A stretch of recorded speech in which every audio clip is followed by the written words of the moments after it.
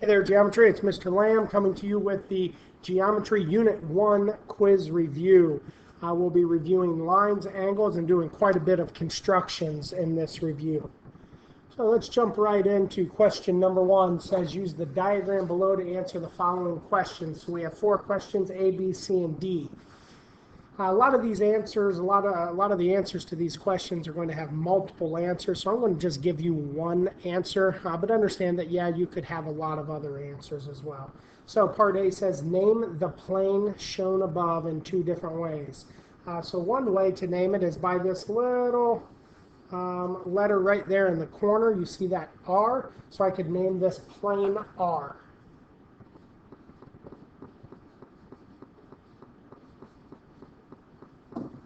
Another way to name a plane is you can name a plane by using any 3 non-collinear points. So 3 points that are not in the same line. So I'll go H, I'll go G, and then I need one more point that's not in the same line, and I don't know, D would be fine.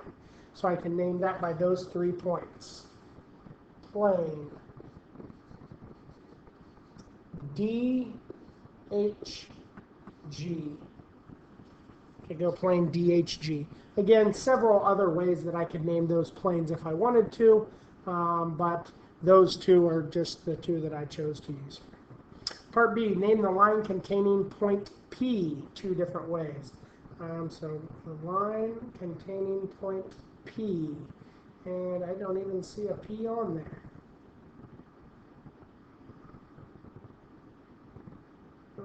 Okay. So since I don't see a P, I'm going to choose one of the other lines. I'm going to change this P to a G. Let's see how that goes. Change that to a G.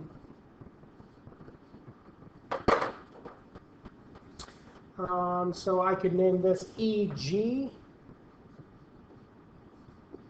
and put a line above it, arrows on both sides. And I could switch the order of those and go GE as well.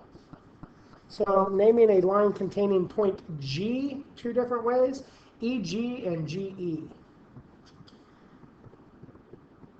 C again, RM and P collinear. I don't see points M and P, so here's what I'm going to do. I'm just going to make up 2 new ones here.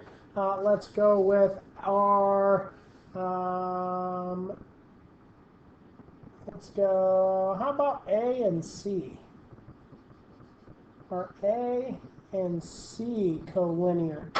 So as I look at point A here and point C here, are they collinear? Yes, they are. They are connected by the same line. So yes, they are collinear. And lastly,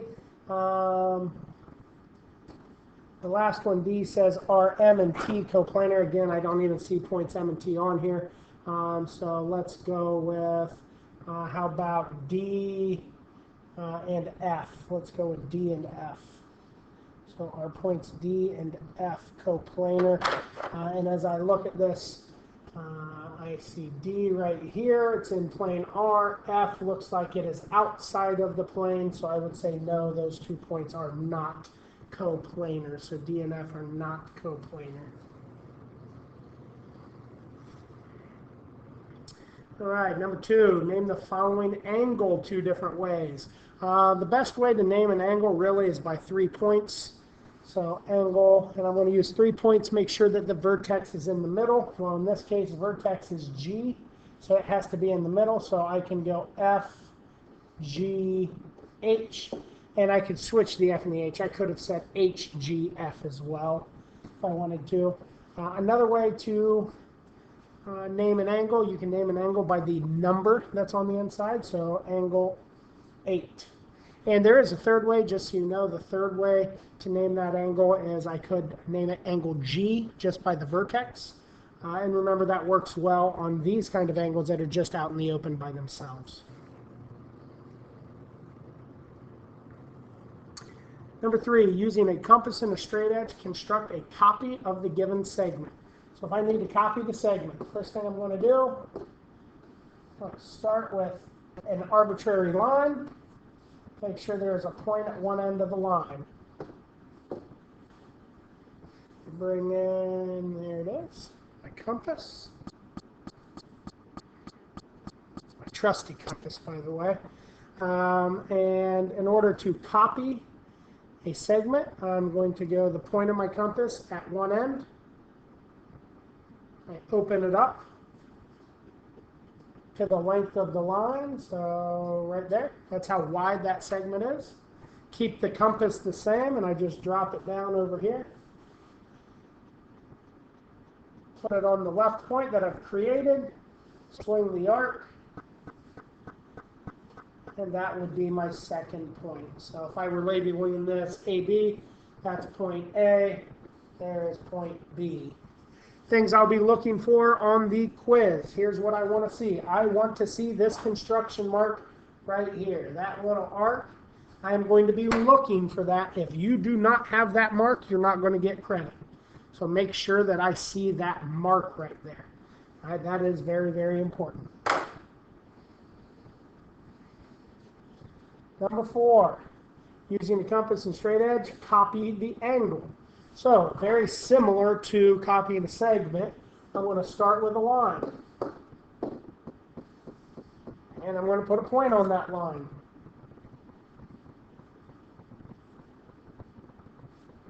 Put a point right there on the end of the line. That's going to be the vertex. So, as we said today in class, actually,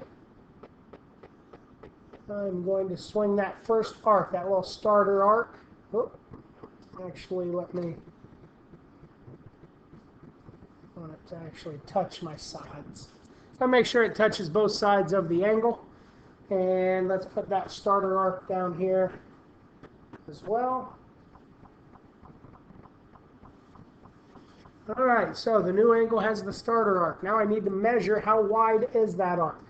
So if I'm going to measure, and I just measure across, use the compass to do all your measuring.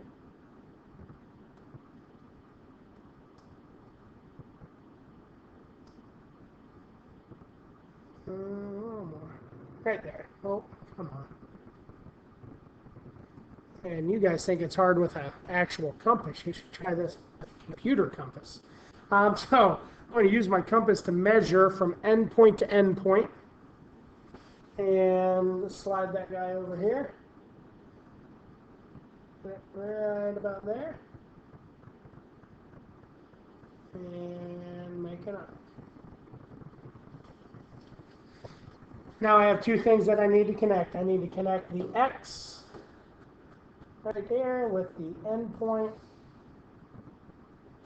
And there's how you copy the angle. So the angle should look something like that. Again, what do you think I'm going to be looking for? I'm going to be looking for three things on this. I'm going to look for this arc. I'm going to look for this second arc. And I'm going to look for this third arc. So I'm going to be looking for three different arcs on there. So as you start thinking about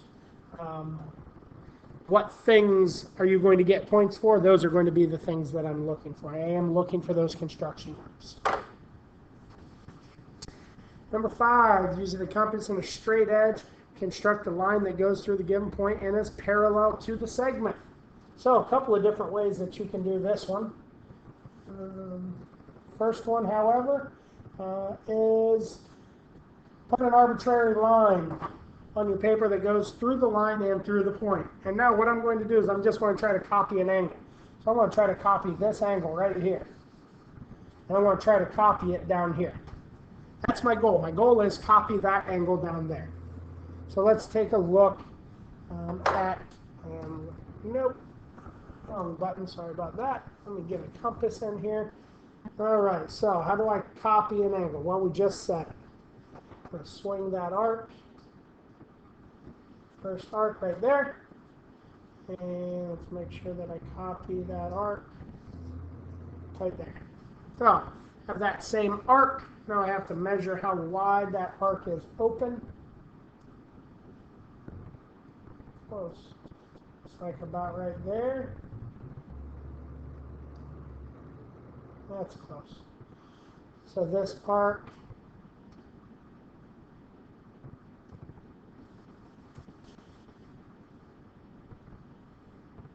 right about there. So what you see in black, that's what I'm grading, those three things.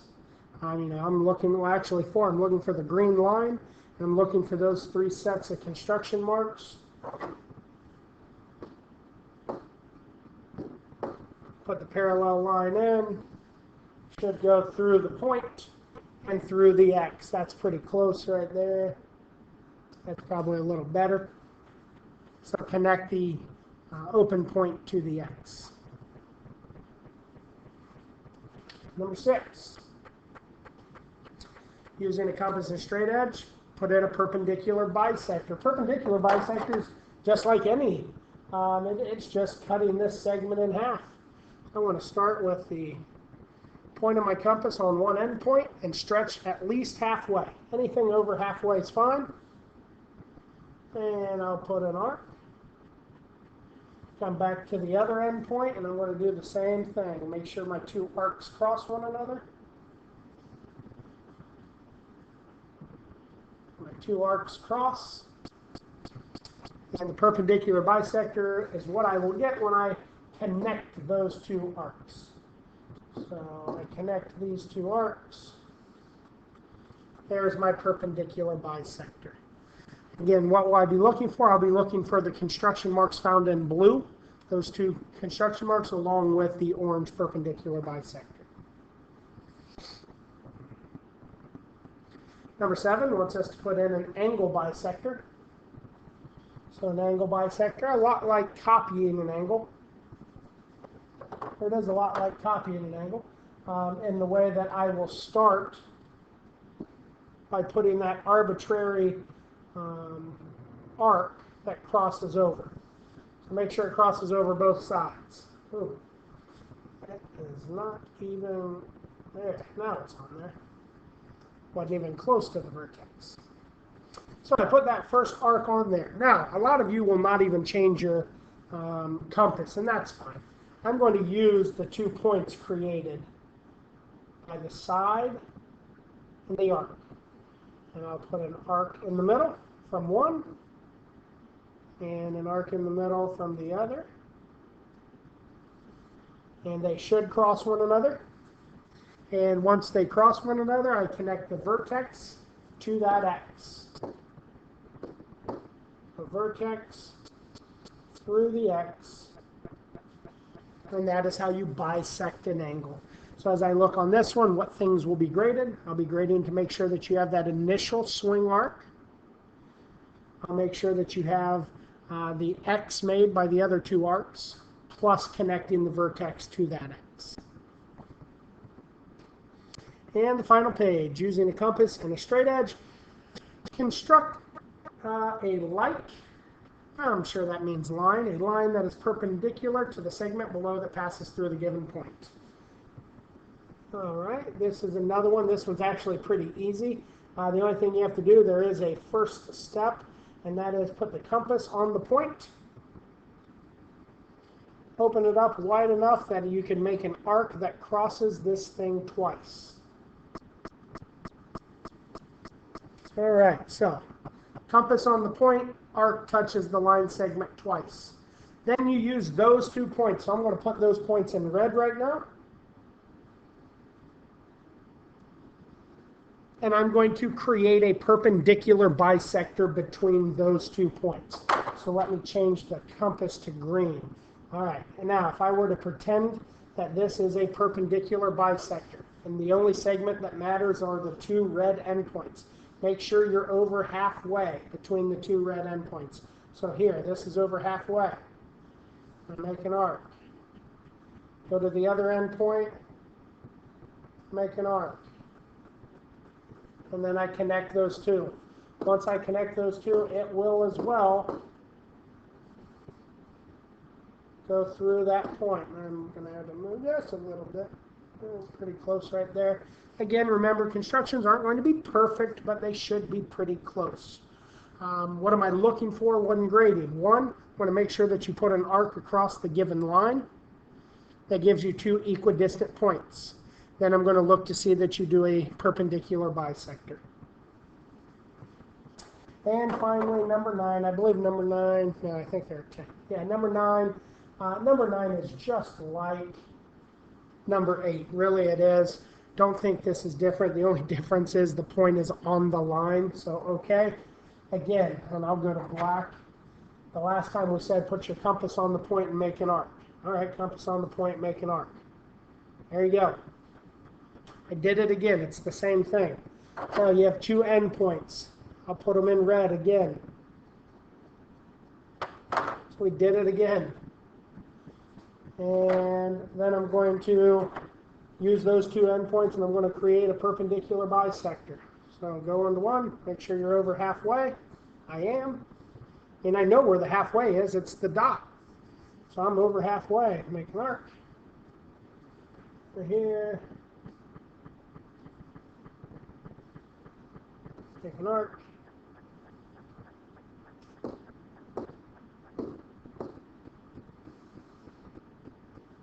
Connect through. So whether that point is on the line or off of the line, it doesn't matter. You're doing the exact same thing. Make an arc first that touches the line, gives you your 2 endpoints, perpendicular bisector the 2 endpoints. And the last one, number 10, looks like this one has a little bit of algebra in it. So let's see, it says in the figure below, OB bisects, that means cuts in half. So that means this angle and this angle are going to be the same length. They'll have the same measure. So it bisects OB bisects, that should say AOC. This should be angle AOC, by the way, not AOB. If the measure of angle AOB, this top one up here, is 2x plus 5, and COB down here is 12x minus 55. Find the value of x. So what does x equal? And what does the measure of angle AOB measure? So those are the 2 things that I'm looking for. So let's find x first. Because it's a bisector, I know that the 2 have to be equal. So I can say that 2x plus 5 has to equal 12x minus 55. I'll subtract 2x on both sides.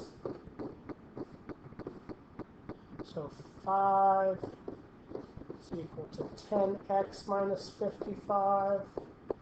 Add 55 to both sides. 55 plus 5 is 60. Divide by 10. X